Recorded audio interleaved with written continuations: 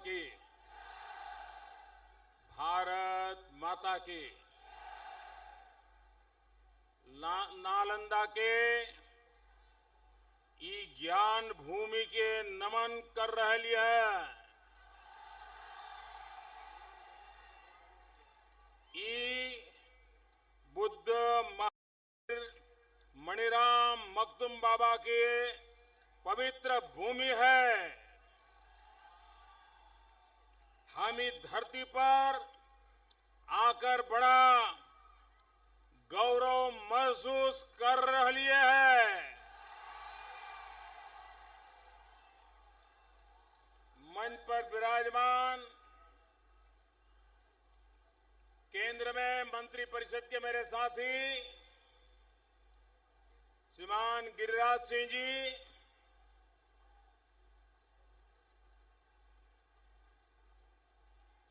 सांसद श्रीमान ललन पासवान जी, श्रीमान विश्वनाथ भगत जी, श्रीमान सत्यानंद शर्मा जी, श्रीमान राजीव रंजन जी,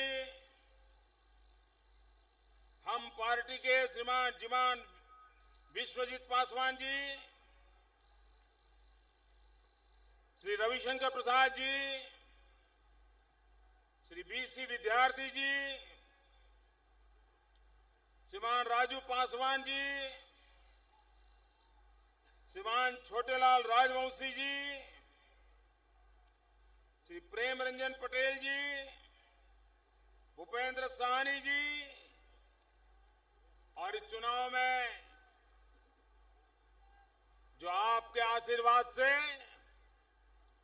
विजय यात्रा को आगे बढ़ा रहे हैं, हरनौत से लोजपा के उम्मीदवार श्रीमान अरुण कुमार, आइए आगे, आइए अरुण जी।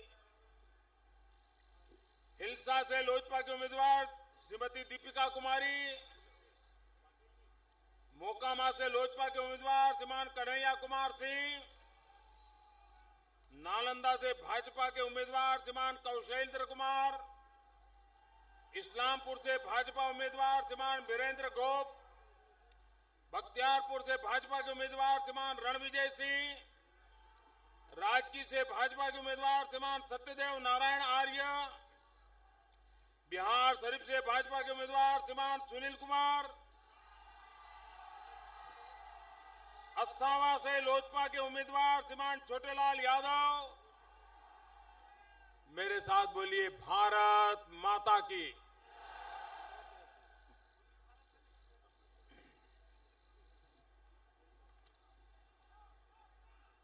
मुझे समझ नहीं आ रहा है कि एक सभा है कि 4 सभाएं हैं।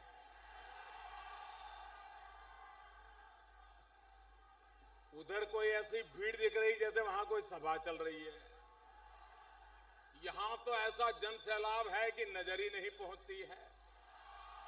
उधर एक सभा चल रही है, इतनी भीड़ लग रही है उस किनारे के बाहर, और इधर मैं समझता हूं दूसरी एक इतनी सभा यहां चल रही है। मुझे पता नहीं उनको सुनाई देता होगा कि नहीं देता होगा, उसके बावजूद भी इस ताप में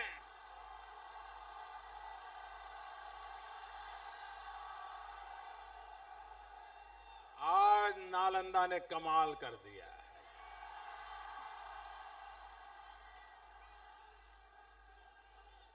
चुनाव का नतीजा तो 8 तारीख को आएगा। 8 तारीख के बाद उनका क्या होगा वो तो सब जानते हैं, लेकिन आज इस सभा की खबर सुनने के बाद लोकतांत्रिक नीतीश जी का क्या होगा,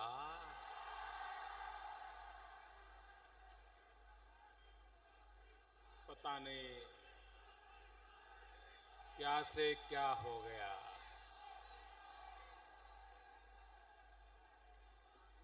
भाइयों बहनों, ये बिहार के नागरिकों की सूझबूझ है।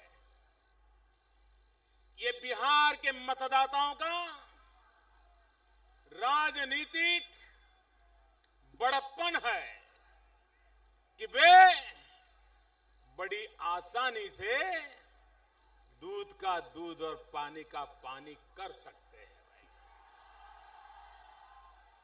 एक प्रकार से बिहार के नागरिकों की सोच राजहंस जैसी सोच है, राजहंस जैसी सोच है जो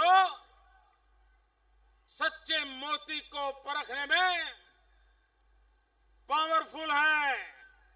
और मैं माहौल जो देख रहा हूं, ये माहौल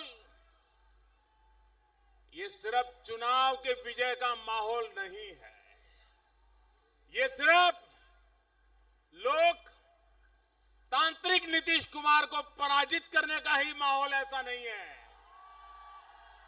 ये सिर्फ लालू जी को पराजित करने का माहौल है ऐसा भी नहीं है, ये सिर्फ सोनिया जी को दर्पण दिखाने का माहौल है ऐसा भी नहीं है।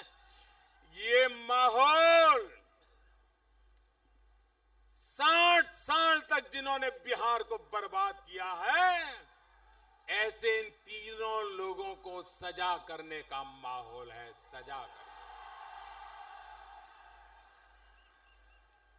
और बिहार की जनता ये चुनाव किसी को पराजित करने के लिए नहीं लड़ रही है, बिहार की जनता बिहार का भाग्य बदलने के लिए चुनाव लड़ रही है।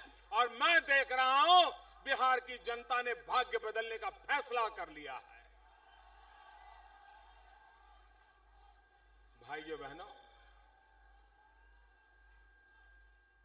ये ऐसा इलाका है, हिंदुस्तान के 5वीं कक्षा का विद्यार्थी हो, 7वीं कक्षा का विद्यार्थी हो, हिंदुस्तान के किसी भी कोने का हो,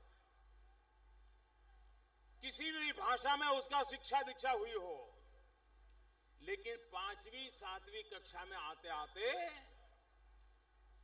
उसको नालंदा का पता होता है। उसे कान पे शब्द पड़े होते हैं, किताब में पढ़ा होता है कि नालंदा की कैसी गौरवशाली कहानी है, कैसा गौरवशाली इतिहास है। हिंदुस्तान का कोई बच्चा पढ़ा लिखा हो ऐसा नहीं होगा जिसने अपने जीवन में कभी नालंदा न सुना हो। आप कल्पना कर सकते हैं कितनी बड़ी महान विरासत के आप धनी हैं मेरे भाइयों बहनों। जिस बिहार के पास नालंदा जैसी विरासत हो और जिस नालंदा की विरासत को लेकर के पूरा हिंदुस्तान सदियों से सीना तान करके जी रहा हो, शान से माथा ऊंचा करके जी रहा हो, आजादी के बाद उस नालंदा की चिंता होनी चाहिए थी, लेकिन सत्ता में डूबे लोगों को नालंदा की याद नहीं आई। भाइयों, नालंदा की याद नहीं आई। पूरा विश्व नालंदा की धरती पर ज्ञान की प्यास बुझाने के लिए आता था। दूर सुदूर से लोग सालों तक यात्रा कर करके नालंदा में अपना जीवन समाप्त करने के लिए पहुंच जाते थे। आखिरी तक ज्ञान पिपासा के लिए वो यहीं पर डूबे रहते थे। लेकिन क्या हो गया, जो नालंदा की धरती दुनिया को पढ़ाती थी, दुनिया को लिखाती थी, दुनिया को ज्ञान देती थी, उस बिहार के नौजवान को आज पढ़ने के लिए कहीं बाहर जाना पड़ता है। शिक्षा के लिए उसको अपना नालंदा छोड़ना पड़ता है। अपना गांव, खेत, खलिहान, यार, दोस्त, बूढ़े माँ बाप सब कुछ छोड़ना पड़ता है। और ये लोकतांत्रिक नीतीश जी, उनको लगता है अब बिहार को सिर्फ तांत्रिक बचा सकते हैं और कोई नहीं बचा सकता है।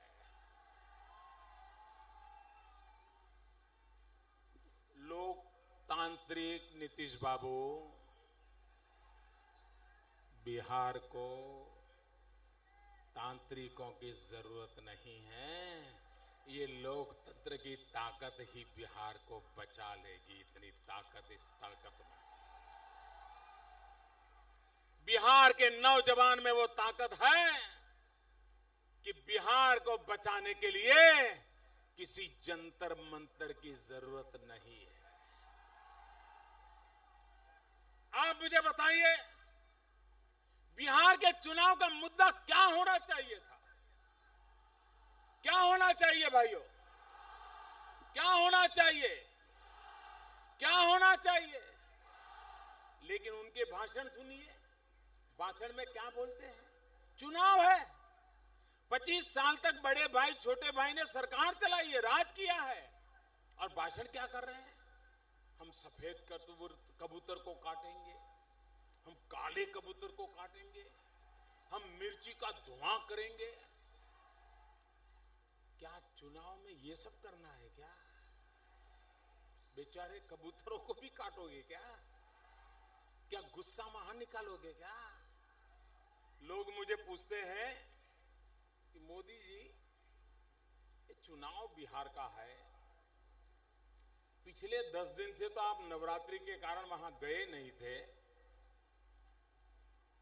उसके बावजूद भी ये नीतीश जी, लालू जी दिन रात आप पर कीचड़ क्यों उछाल रहे हैं? आप पर इतना गुस्सा क्यों कर रहे हैं? आप पर इतने नाराज क्यों हैं? ये आप ही के पीछे क्यों पड़ गए हैं? मुझे लोग पूछ रहे हैं।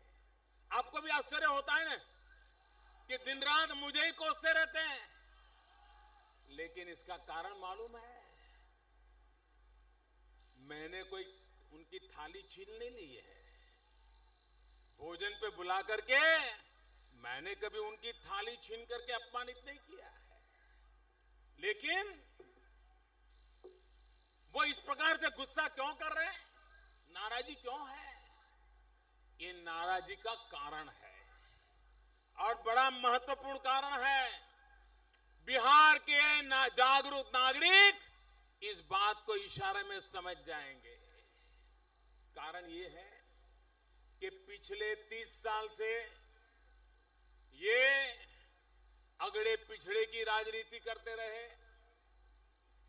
वे पिछड़ों के ठेकेदार और मसीहा बन गए, जातिवाद का जहर घोलते रहे, और ये सपने देख रहे थे कि हम जो ये जहर लेकर के निकले हैं, हम जो ये देश को टुकड़े टुकड़े करने वाली थियरी लेकर के 30 साल से काम कर रहे हैं, कभी न कभी हम प्रधानमंत्री बन जाएंगे।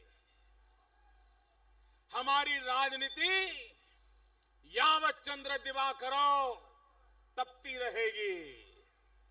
ये सपने देख करके उन्होंने अगड़े पिछड़े जातिवाद ये सब करते रहे।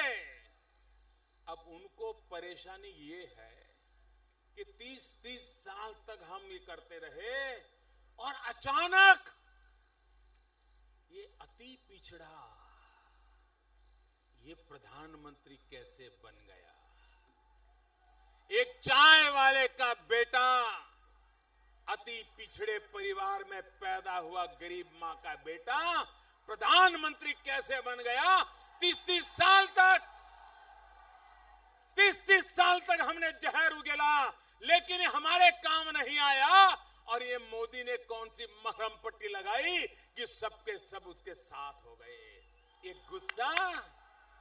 गुस्सा इस बात का है, जहर उस बात का है कि एक गरीब मां का बेटा, एक अति पिछड़े परिवार का बेटा, एक चाय बेचने वाला बेटा अचानक प्रधानमंत्री कैसे रहे हैं, इसलिए लालू जी दिन रात मुझे गालियां दे रहे हैं। नीतीश जी मुझे अपमानित करते रहते हैं। मैडम सोनिया जी की कांग्रेस पार्टी ने तो 15 साल से मेरा जीना हराम करके रखा हुआ है, लेकिन आप में जितना जोम है, ताकत है, जुल्म करके देखो। जनता हमारे साथ है, हम सेवा करके देखेंगे।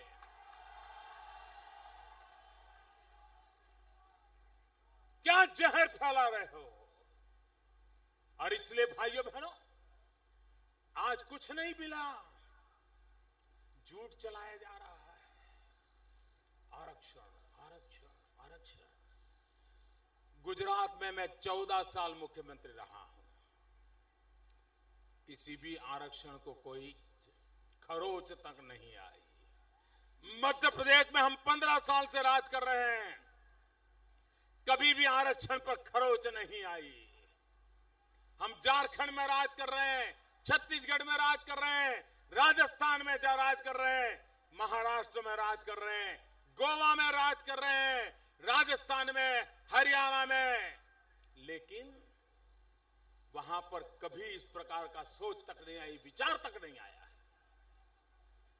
हमने समाज को साथ लेकर के चलने का हमेशा प्रयास किया है, और जो दलित है, पीड़ित है, शोषित है, वंचित है, जिसको बाबा साहब आंबेडकर ने हक दिया है, और मैंने गरीबी देखी है, मैंने पिछड़ापन देखा है, इस परिस्थिति में कैसे गुजारा करना पड़ता है, इसके दर्द को मैं जी चुका हूं। और इसलिए उनकी रक्षा के लिए बाबा साहब आंबेडकर ने जो दिया है उसको कोई हाथ नहीं लगा सकता है, क्योंकि मैं, लेकिन फिर भी अटल जी की सरकार इतना समय रही, कभी ऐसा हमने हाथ नहीं लगाया। लेकिन झूठ पे झूठ, क्यों? उनके पास विकास का मुद्दा नहीं है। इस चुनाव में लोगों के पास जाने के लिए उनके पास कोई मुद्दा नहीं है, और इसलिए इस चुनाव में उनको इसी प्रकार के चीजें बनानी पड़ती है। ये पहला चुनाव ऐसा है शायद हिंदुस्तान के लोकतंत्र में, पहले कभी भी ऐसा चुनाव नहीं हुआ है। ये पहला चुनाव ऐसा है जिसमें ये बड़े भाई छोटे भाई ने 80% चुनाव आउटसोर्स कर दिया है, और वो आउटसोर्स किया है दिल्ली में। दिल्ली में एयर कंडीशन कमरे में बैठ करके रोज नई नई कथाएं गढ़ने वाले, भ्रम फैलाने वाले, झूठ को प्रचलित करने वाला एक कॉन्ट्रैक्ट दिया गया है। सिर्फ 20% ही चुनाव उनका बिहार में बचा है, 80% तो ऑलरेडी आउटसोर्स कर चुके हैं। और भाइयों बहनों, एयर कंडीशन कमरों में बैठ करके भांति भांति फैलाना कोई मुश्किल काम नहीं होता है। लोगों को भ्रमित करने के प्रयास कर करके ये खुद अपने आप को भ्रमित कर रहे हैं। मैं साफ देख रहा हूं ये जनता जनार्दन का मिजाज। मैं तो बिहार की धूल खाता खाता घूम रहा हूं भाइयों, बिहार का पानी पीता पीता घूम रहा हूं। मैं देख रहा हूं ये जनसैलाब भारतीय जनता पार्टी एनडीए के विजय का बिगुल बजा रहा है, विजय का बिगुल बजा रहा है। लेकिन भाइयों बहनों, आप मुझे बताइए, आज पूरे विश्व में, मुझे पारी ताकत से जवाब देना, आज पूरे विश्व में हिंदुस्तान का डंका बज रहा है कि नहीं बज रहा है? हिंदुस्तान का डंका बज रहा है। अमेरिका में हिंदुस्तान का डंका बज रहा है, चीन में हिंदुस्तान का डंका बज रहा है, जर्मनी में हिंदुस्तान का डंका बज रहा है, कनाडा में हिंदुस्तान का डंका बज रहा है। चारों तरफ हिंदुस्तान का जय जयकार हो रहा है कि नहीं हो रहा है? हो रहा है। क्यों हो रहा है? क्यों हो रहा है भैया? ये क्यों हो रहा है? क्यों हो रहा है? क्यों हो रहा है भाई? दुनिया में हिंदुस्तान का जय जयकार क्यों हो रहा है? पूरी ताकत से जवाब दीजिए, क्यों हो रहा है? मोदी के कारण नहीं हो रहा है। ये दुनिया में जो जय जयकार हो रहा है, दुनिया में विजय ही विजय का मंत्र गूंज रहा है, उसका कारण मोदी नहीं, ये 125 करोड़ देशवासी है। इसके कारण दुनिया में जय जयकार हो रहा है। आज अगर दिल्ली में आपने हमें पूर्ण बहुमत न दिया होता, 30 साल के बाद दिल्ली में पूर्ण बहुमत वाली सरकार अगर न बनी होती, तो दुनिया में हिंदुस्तान का डंका नहीं बज सकता था। ये डंका इसलिए बजता है क्योंकि मेरे देशवासियों ने 30 साल के बाद दिल्ली में पूर्ण बहुमत वाली सरकार बनाई है। इसकी ताकत है कि दुनिया का कोई भी नेता, कितना ही महान देश क्यों न हो, कितना ही ताकतवर देश क्यों न हो, कितना ही शक्तिशाली देश क्यों न हो, लेकिन उसका नेता जब मोदी से हाथ मिलाता ना, तो उसको मोदी नहीं दिखता है, उसको 125 करोड़ हिंदुस्तानी दिखाई देते हैं। 125 करोड़ हिंदुस्तानी दिखाई देते, ये ताकत है। मुझे बताइए भाइयों, पूरे हिंदुस्तान में बिहार का डंका बजना चाहिए कि नहीं बजना चाहिए? नालंदा की धरती से आवाज तेज आनी चाहिए। बिहार का डंका हिंदुस्तान में बजना चाहिए कि नहीं बजना चाहिए? पूरी दुनिया में बिहार का डंका बजना चाहिए कि नहीं बजना चाहिए? अगर आप बिहार का डंका बजाना चाहते हो, तो बिहार में 2/3 वाली भाजपा एनडीए की बनाओगे, पक्का बनाओगे? आप देखिए, दुनिया को बिहार का लोहा मानना पड़ेगा, ये मैं आपको विश्वास दिलाता हूं भाई। इस चुनाव में एक तरफ हम विकास की राजनीति को लेकर के आए हैं, दूसरी तरफ जंगल राज की राजनीति की वकालत हो रही है। मेरे बिहारवासी, मुझे जवाब दीजिए, आपको कौन सी राजनीति चाहिए? क्या विकास की चाहिए? विकास की चाहिए? विकास की चाहिए? चुनाव का मुद्दा विकास होना चाहिए कि नहीं होना चाहिए? चर्चा विकास पे होनी चाहिए कि नहीं होनी चाहिए? इन्होंने 25 साल सरकार चलाई, बड़े भाई छोटे भाई ने, उन्होंने अपने काम का हिसाब देना चाहिए कि नहीं देना चाहिए? ऐसे नहीं, पूरी ताकत से बोलो। उन्होंने अपने काम का हिसाब देना चाहिए कि नहीं देना चाहिए? कितने स्कूल खोले बताना चाहिए कि नहीं बताना चाहिए? कितने रोड बनाए बताना चाहिए कि नहीं बताना चाहिए? कितने अस्पताल खोले बताना चाहिए कि नहीं बताना चाहिए? इंजीनियरिंग में विद्यार्थियों को कितनी सीटें नहीं बनाई वो कहना चाहिए कि नहीं कहना चाहिए? बिजली के कितने कारखाने लगाए बताना चाहिए कि नहीं बताना चाहिए? बताते हैं, बताते हैं, जवाब देते हैं, समझाते हैं, क्या करते हैं? बस मोदी को गाली दो, एक ही काम। क्या लोकतंत्र इस प्रकार से चलता है? उन्होंने ये महास्वार्थ बंधन बनाया, महास्वार्थ बंधन। इस महास्वार्थ बंधन में मैं सोच रहा था, 3 ही खिलाड़ी है। एक लालू जी, दूसरे लोकतांत्रिक नीतीश कुमार, तीसरे मैडम सोनिया जी। अभी पता चला कि ये 3 लोगों का गठबंधन नहीं है, ये 4 लोगों का गठबंधन है। 4 का गठबंधन है। एक है आरजेडी, दूसरा है जेडीयू, तीसरी है कांग्रेस और चौथा है तांत्रिक। ये 4 का गठबंधन मैदान में है। मुझे बताइए, ये 18वीं शताब्दी की सोच लेकर के 21वीं सदी का बिहार बनाया जा सकता है क्या? क्या जंतर मंतर से बिहार बनेगा क्या? ये क्या बर्बादी का चमन चल रहा है भाइयों बहनों। और इसलिए मैं आज आपके पास आया हूं, इसलिए मैं आज आपके पास आया मेरे भाइयों बहनों। बिहार को ये 18वीं शताब्दी की सोच से मुक्ति दिलानी है, आधुनिक दिशा में जाना है। हमें जंतर मंतर नहीं चाहिए, हमें तो कंप्यूटर चाहिए, कंप्यूटर चाहिए।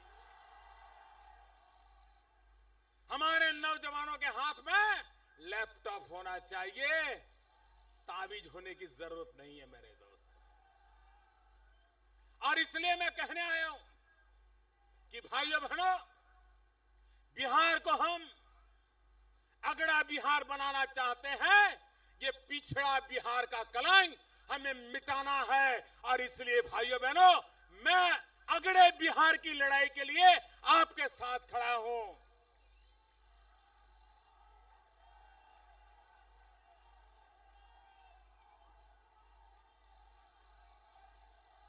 हमने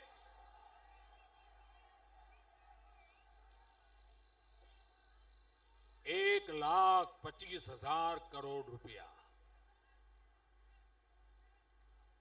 1,25,000 करोड़ रुपया लालू जी के युवराज,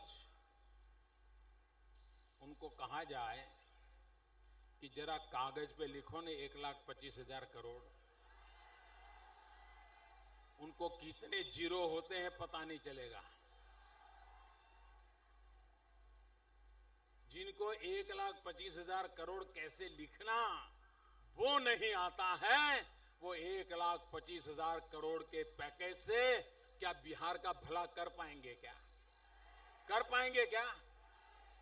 भाइयों बहनों, 1,25,000 करोड़ का विकास पैकेज, 40,000 करोड़ का पुराना जो कागजों पर लिखा पड़ा था, वो कुल मिलाकर के 1,65,000 करोड़ का पैकेज।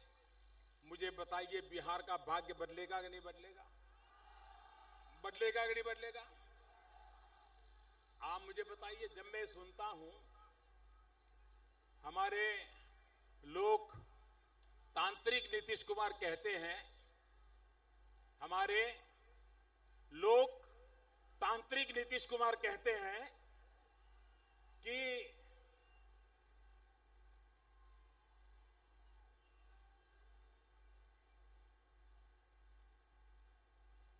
ये गठबंधन बड़ा पवित्र है। मैं जरा पूछना चाहता हूं, ये कल तक एक दूसरे पर गंभीर आरोप लगाने वाले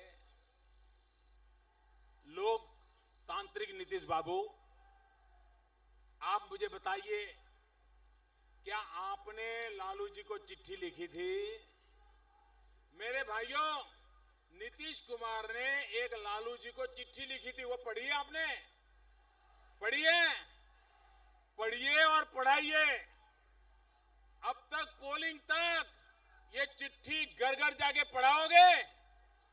पढ़ाओगे? नीतीश कुमार ने लालू जी पर कैसे गंभीर आरोप लगाए हैं, भ्रष्टाचार के कैसे गंभीर आरोप लगाए हैं, जातिवाद के कितने गंभीर आरोप लगाए हैं, संप्रदायवाद के कितने गंभीर आरोप लगाए हैं, कुशासन के कितने गंभीर आरोप लगाए हैं। खुद नीतीश कुमार की लालू जी के नाम चिट्ठी है। भाइयों बहनों, इन दोनों को पहचानने के लिए अब इससे ज्यादा किसी सबूत की जरूरत है क्या? है क्या? और इसलिए भाइयों बहनों, ये एक दूसरे की पीठ में छरा भोंकने वाले लोग, ये जो महास्वार्थ बंधन है ना, उसकी पहचान क्या है? ये महास्वार्थ बंधन के जो हिस्सेदार है उनका इतिहास क्या कह रहा है, उसी से उनका परिचय बनता है। और इतिहास में साफ बात जिसको कहते हैं, जो कि महास्वार्थ बंधन है, उसकी 3 पहचान है: दंभ, दगा और दमन। यही इनकी पहचान है।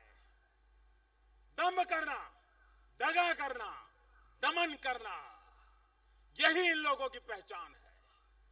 अब बिहार पर यह दमन की राजनीति का दौर खत्म होगा। दगाबाजी, दम, ये बिहार के राजनीति से सदा सर्वदा विदाई ले लेगा भाइयों बहनों। और इसलिए आज बिहार के नौजवानों को, बिहार के नागरिकों से मैं अनुरोध करने आया हूं कि आप विकास के लिए मतदान कीजिए। और जब मैं विकास की बात करता हूं तो मेरी सादी सीधी भाषा में मैं बता देता हूं, विकास का मेरा अनेक कार्यक्रम है, वो तो सब करेंगे, लेकिन मेरा बिहार के लिए 6 सूत्री कार्यक्रम है। 6 सूत्री। 3 सूत्र है बिहार राज्य की भलाई के लिए और 3 सूत्र है बिहार के परिवारों की भलाई के लिए। बिहार राज्य की भलाई के 3 सूत्र क्या है? बिहार को चाहिए बिजली, पानी, सड़क। ये 3 सूत्र हैं। अगर बिहार को बिजली मिल जाए तो बिहार का नौजवान कारखानों में इतना उत्पादन कर सकता है, पूरे हिंदुस्तान की आर्थिक ताकत बन सकता है। बिहार में किसानों के खेत में पानी पहुंच जाए तो बिहार का किसान हिंदुस्तान में सेकंड ग्रीन रिवॉल्यूशन कर सकता है, दूसरी हरित क्रांति कर सकता है, पूरे हिंदुस्तान का पेट भर सकता है। और बिहार के गांव-गांव अच्छी सड़कों से जुड़ जाए तो बिहार की गति तेज दौड़ने लग जाएगी। इसलिए मैं कहता हूं, बिहार राज्य के लिए, इस भूमि के लिए मेरा 3 सूत्री कार्यक्रम बिजली, पानी, सड़क। और बिहार के परिवार को भी विकास के लिए कार्यक्रम चाहिए। सिर्फ राज्य के विकास के बात नहीं बनेगी, बिहार के परिवारों की भी चिंता करनी पड़ेगी। और इसलिए मेरा 3 सूत्री कार्यक्रम है। पहला है पढ़ाई, दूसरा है कमाई और तीसरा है बुजुर्गों को दवाई। ये 3 सूत्री मेरा कार्यक्रम है। बिहार के नौजवान को पढ़ने के लिए बिहार के बाहर नहीं जाना पड़े, ऐसी यहां पढ़ाई की व्यवस्था होनी चाहिए। गरीब से गरीब के बच्चे को अच्छे से अच्छी शिक्षा का प्रबंध होना चाहिए। बिहार के नौजवान को कमाई करने के लिए, रोजगार के लिए बिहार छोड़ करके, अपने खेत खलिहान छोड़ करके, अपने गांव, अपने यार, अपने दोस्त, अपने बूढ़े माता बाप को छोड़ करके बिहार के बाहर जाना न पड़े, शहरों में जाकर के झुग्गी झोपड़ी में अपमानित जिंदगी जीने के लिए मजबूर न होना पड़े। इसलिए बिहार के नौजवान को चाहिए कमाई। और तीसरा, बिहार में जो हमारे जो बुजुर्ग हैं उनको दवाई चाहिए, डॉक्टर मिलना चाहिए, सस्ती दवाई मिलनी चाहिए। ये मेरा 3 सूत्री कार्यक्रम बिहार के परिवारों के लिए है। और इसलिए मेरे भाइयों बहनों, बिहार राज्य के लिए बिजली, पानी, सड़क, बिहार के परिवारों के लिए पढ़ाई, कमाई और दवाई, इसके लिए मैं विकास की बात लेकर के आपके पास आया हूं और इसके लिए मैं आपके पास वोट मांगने आया हूं। यहां पर हमारे लोकतांत्रिक नीतीश कुमार कहते हैं बाहरी बाहरी बाहरी। मैं जरा लालू जी और नीतीश कुमार को पूछना चाहता हूं, ये मेरे बिहार के नौजवान को बिहार के बाहर किसने धकेल दिया? बिहार के मेरे नौजवान को बिहार के बाहर जाने के लिए किसने मजबूर किया? ये किसका पाप है? आज मेरे बिहार के जवान को बाहरी जिंदगी गुजारने के लिए मजबूर होना पड़ा। आपने मेरे बिहार के नौजवान को बाहरी बना दिया है। हम बिहार के नौजवान को बाहरी बनने देना नहीं चाहते। वही बिहार का भाग्य विधाता बने, उस दिशा में हम काम करना चाहते हैं।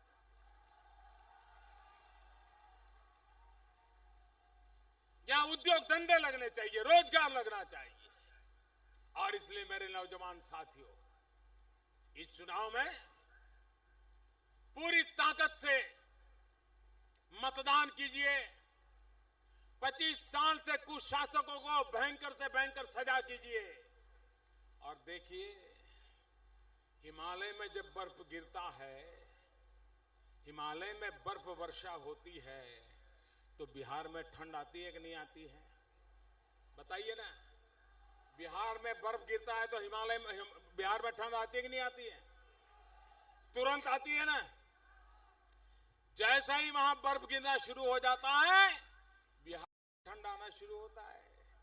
जो हिमालय में होता है उसका असर बिहार पे तुरंत होता है। अभी 2 दिन पहले हिमालय में, जम्मू कश्मीर में, लद्दाख लेह के अंदर चुनाव हुआ। लेह लद्दाख के चुनाव में बाकी सभी राजनीतिक पार्टियां साफ हो गई, अकेली भारतीय जनता पार्टी जीत गई भाई।